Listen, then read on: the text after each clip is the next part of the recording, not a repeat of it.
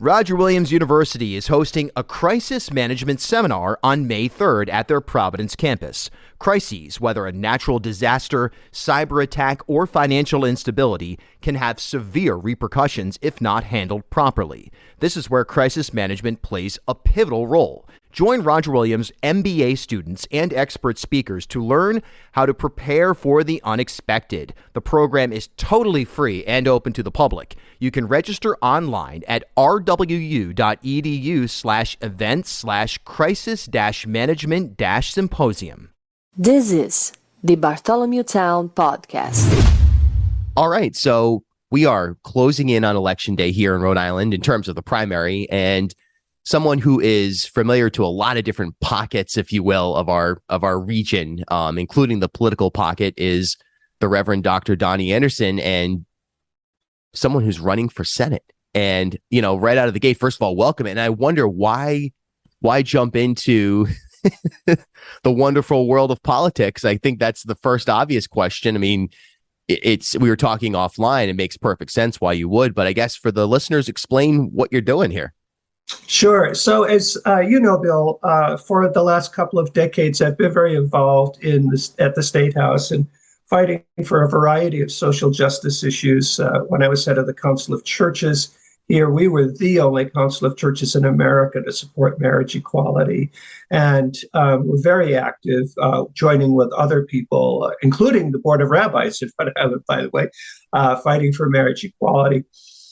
I was asked to speak at the rally at the State House on June 24th, when the SCOTUS decision about Roe v. Wade came down. We all knew it was coming. And it was very, the announcement had been made, whatever day it comes down, there's going to be a thing at the State House. Everybody knew. And as I said, I was asked to speak at that rally. And I was honored to do so. I mean, it was truly an honor to be asked to participate in that.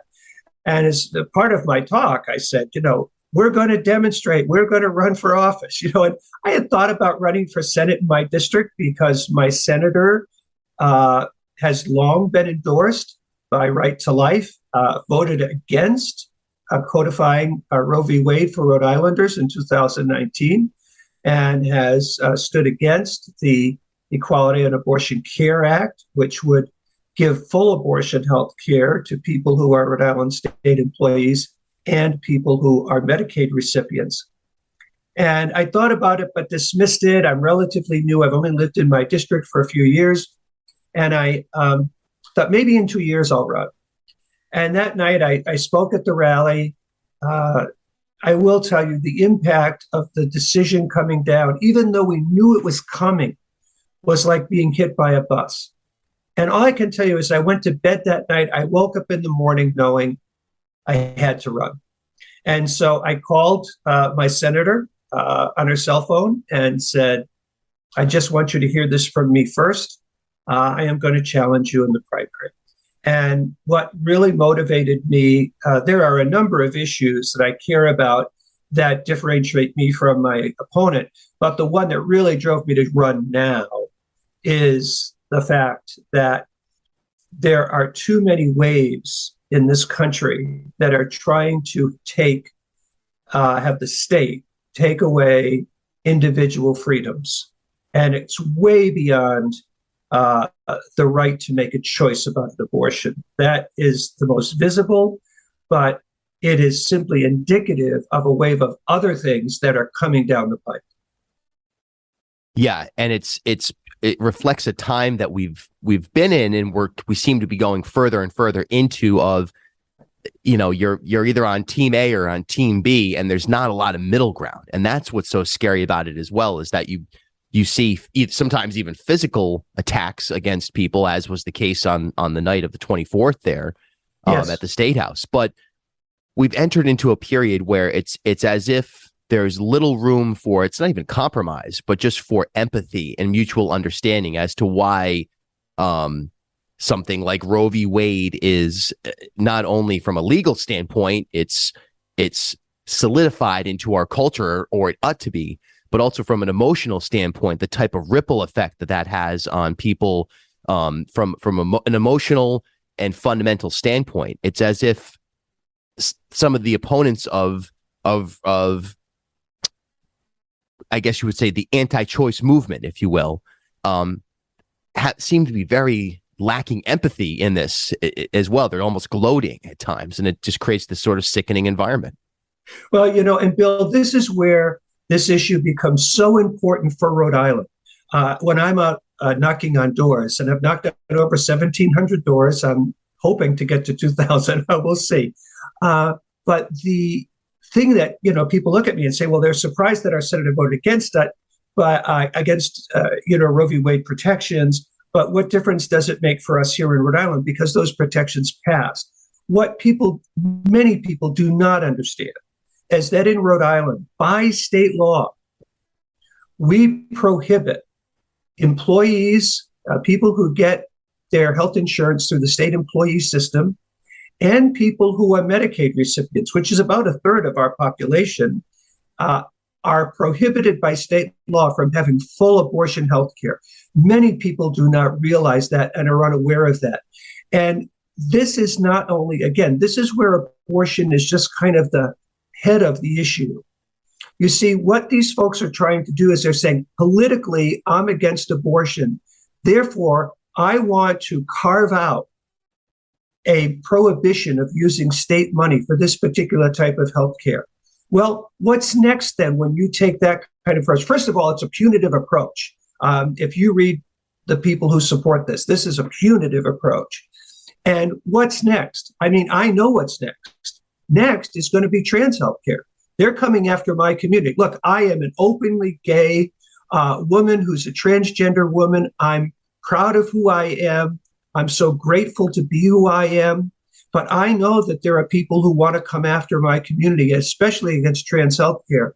And so what we need to understand is, yes, those people who oppose a person's right to make a choice, a grueling choice about abortion, not an easy choice at all, but to leave that choice with the person and the doctor.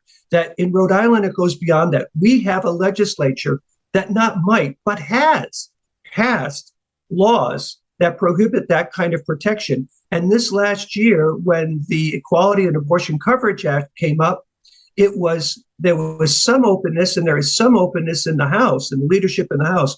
But the Senate, all three leadership members of the Senate have been supported for years by Right to Life.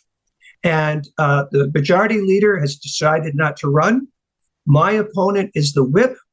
If we can win this election, that's another third of the leadership gone. We don't know who will take their place, but at least there's a shot to get people in there who do not have this punitive approach to people about healthcare, which is just despicable. Right. It certainly is. And it's about priorities, I suppose. And it's also about just an agenda that is set from the top, especially in the nature of the beast here in Rhode Island with our House and Senate having the legislative branch is arguably the most powerful branch of government here, without question. I would say it's the most powerful branch of government in Rhode Island. So when you talk about taking out, for lack of a better term, leadership, it's an effort to reshift the dynamic of the agenda, the goals, the conversation. And I think most Rhode Islanders, to me, are probably, as you say, they're unaware of some of the positions that maybe their senators are taking or their representative are taking when it comes to the EACA or anything related to, as you described, some of these punitive approaches to equity. So I guess when you're out there, you've knocked on 1,700 doors, or for the most part, is that assessment correct, where most people are either unaware of where things currently stand, and if they are they somewhat concerned from what you're discovering?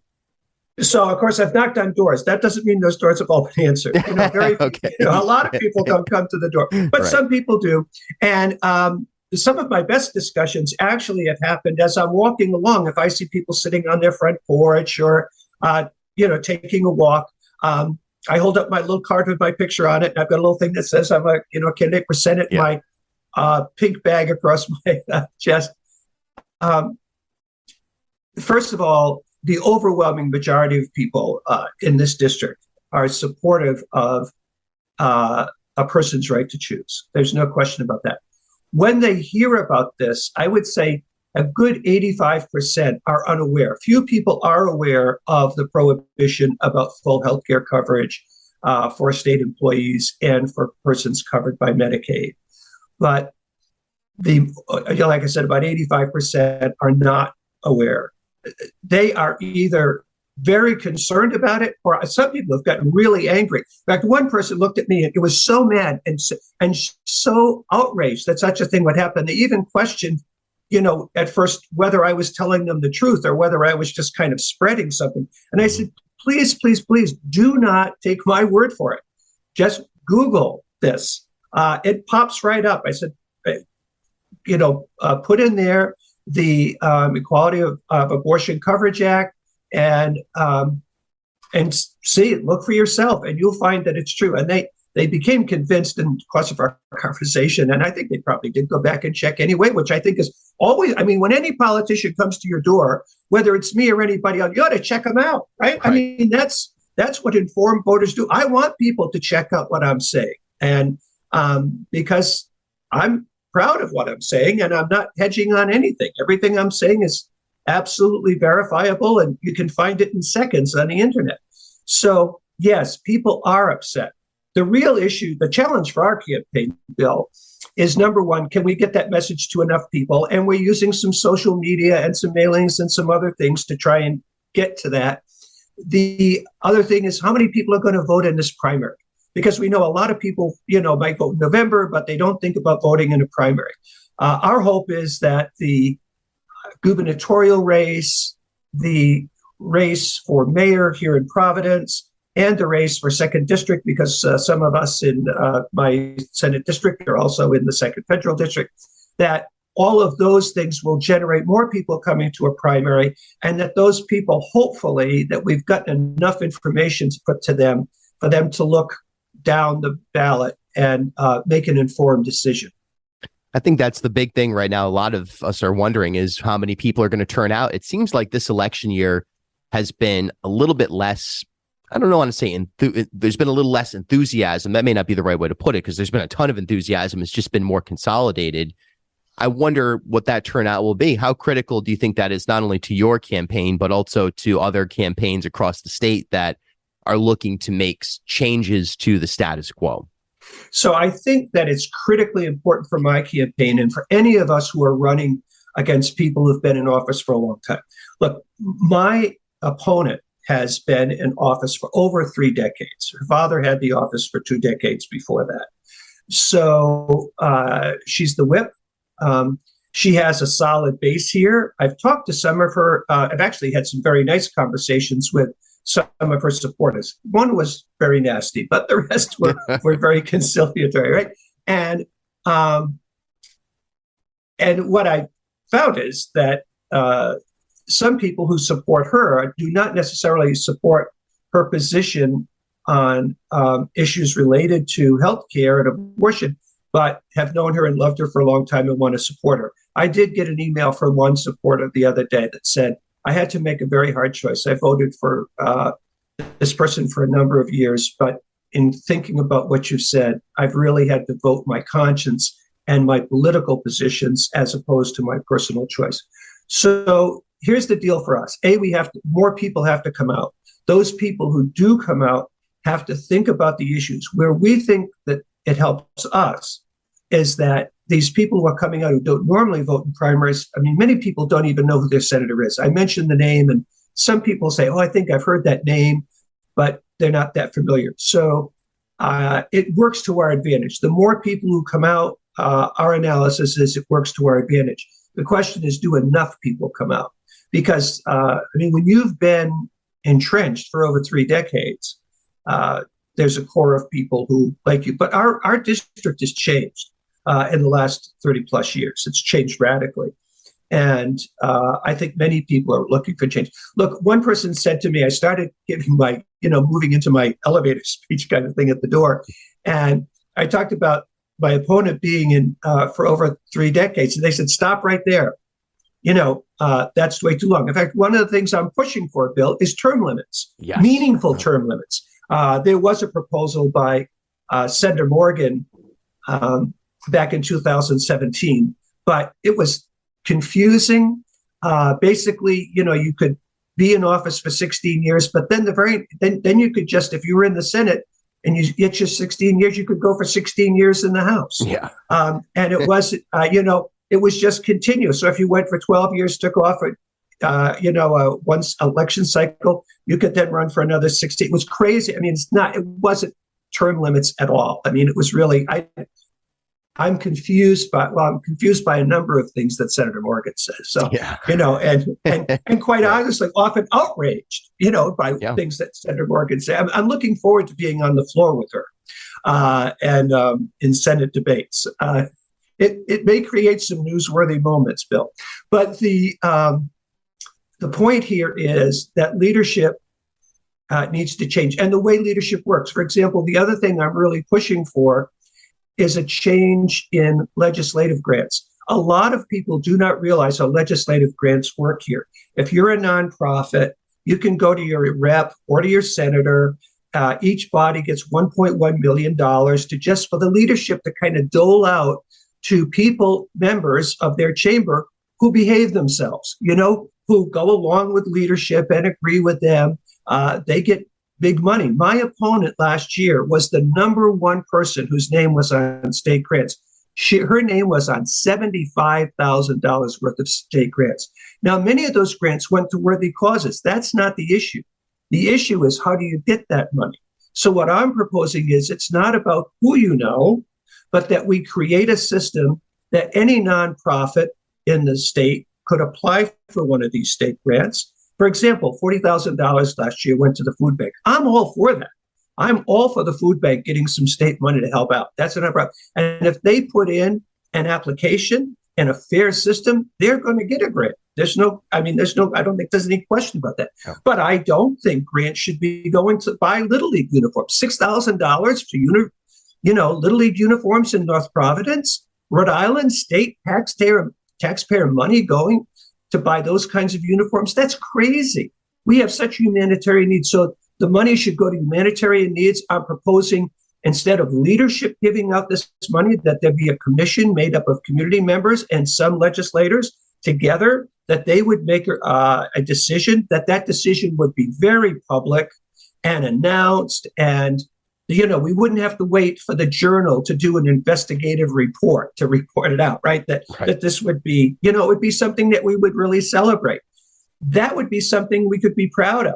But and it would take away this power that legislative leaders have over their members, because they dangle these chains. Because people say, well, look, they got, uniforms in for their Little League. How come we don't? I mean, I've ranted and raved about this for over 20 years. I mean, if you talk to anybody who's been with me in a social situation, they go, never bring up legislative grants with Anderson at the cocktail party, because it's a spoiler, because she's going to go off. Because it just, I call it government by Little League. This is not a way to run government. And so my problem is not with having some of this more discretionary type grant money. I think is a great idea, but it shouldn't be political leadership doing it. It should be a commission that represents the community and some political leadership, because it's coming from the two legislative bodies. That's fine. But it should be transparent, and it should be for humanitarian purposes, not for Little League uniforms. And I'm not against Little League. I'm all for Little League, but that's something that particular community needs to work on and get their Little League uniforms. Yeah, I completely agree. That really just the bodies, when you talk about the JCLS, the Joint Committee on Legislative Services or legislative grants, just the operations side of our General Assembly could use an overhaul. There's really no question about it. And yeah, committee or politics by Little League, you see a scoreboard or uniforms, whatever it is. It's true. It's not a place where selectively taxpayer dollars should go on a statewide basis. That's for sure. Yeah, exactly. Let the local community do that. That's great. But state tax dollars going for Little League uniforms in North Providence, no way. That's just not right. Not when we have the issues of homelessness. We still have people who are food insecure. Rents are out of control. State money going to buy Little League uniforms. I'm sorry. I mean, that's just way down on the priority list. Absolutely. Last couple of minutes here, I guess. Let's, I guess that elevator pitch you were describing, I'd love to hear it. And where can people find out more information about your campaign? Well, thanks for asking that.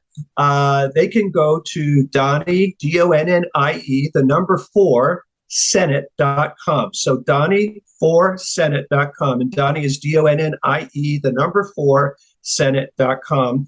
And they can connect with me there through the website. And they can make a donation if they'd like, or find out more about the campaign. If somebody has specific questions, if they contact me through there, I'm more than happy to respond to them personally. I mean, one of the nice things about being a state senator is that the district isn't so big that I can't talk to people personally. And I've promised people on this stuff. I said, you get in touch with me, and I unless it's a really bizarre, time of year or something, I'm going to be back to you in 24 or 48 hours, and we'll sit at your kitchen table or on your porch, and we'll talk about the issues that you care about. And what I've told folks is this, and I've tried to be really honest, I can't work miracles. But what I can do is I can listen. And I've been listening. And one of the things, Bill, in my district, and my guess is it may not be just so different in other places, but people that I've talked to, some of them are so discouraged. They have felt unheard.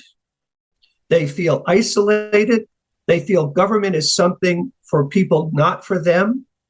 And I'm absolutely committed that, if I win this election, I'm back out, knocking on doors and listening to people, not only the leadership of community groups, but the people who just are out there by themselves, who feel really, really lost.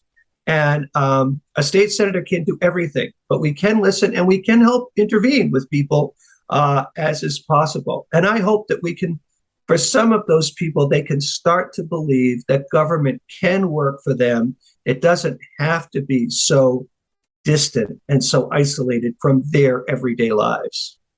The Reverend Donnie Anderson running for state Senate. Election day coming up on Tuesday, the 13th, and early voting taking place now. Good luck and thanks for your time. Thank you, Bill, so much. And thank you for this opportunity to share some ideas. Yeah, pleasure. Support for Bartholomew Town comes from Commonwealth Care Alliance, Rhode Island, Pure Vita Labs, and the University of Rhode Island online cannabis certificate program. At HealthSource RI for Employers, we provide access to health insurance to more than 1,100 local businesses and nonprofits, and 96% of them renew through us every year. Maybe it's our choice of 19 different health plans, our 10 years of customizing solutions, or our one local team of dedicated experts helping employers find quality health insurance. See how our numbers stack up for you. Learn more at healthsourceri.com/employers.